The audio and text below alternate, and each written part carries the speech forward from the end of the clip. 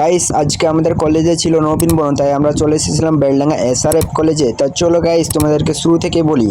প্রথমে বলি গাইস, এই ভিডিওটি অনেকদিন আগেকার, এখন পোস্ট করছি। তোমরা হয়তো বলবে কলেজে এখন তো কোনো নবীনবরণ নেই। হ্যাঁ গাইস, এই ভিডিওটি অনেকদিন আগেকার। সো বাই দ্য ওয়ে টপিকে আসা যাক।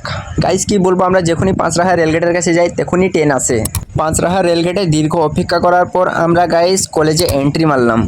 এবার কিন্তু ভালো করে সাজাইনি। বাই দ্য ওয়ে আমি আবার চুলটা ঠিক করে নিলাম। আমি সব সময় শুধু চুলে হাত চলে যায়। কি বলবো গাইস, তোমাদের কি হয় এরকম? আর গাইস কি বলবো, কি সব গান চালাচ্ছিল, আমার তো একদম ভালো লাগছিল না। আর অডিয়েন্স যারা ছিল তাদের ভালো লাগছে কি কি জানি, আমাকে একদম ভালো লাগছিল না।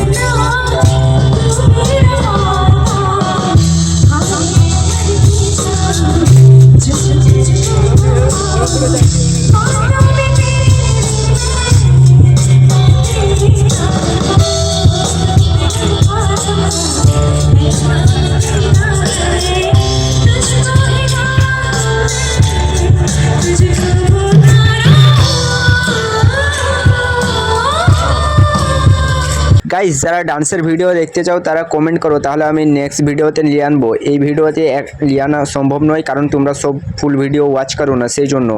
আর হ্যাঁ গাইস, বাংলাতে সিরিয়াল করতো কিরণমালা নামের একটা মেয়ে। এই মেয়েটা এসেছিলো আমাদের কলেজে। ইনার ডায়লগ যদি তোমরা শুনতে চাও তাহলে কমেন্ট করো, আমি নেক্সট ভিডিও নিয়ে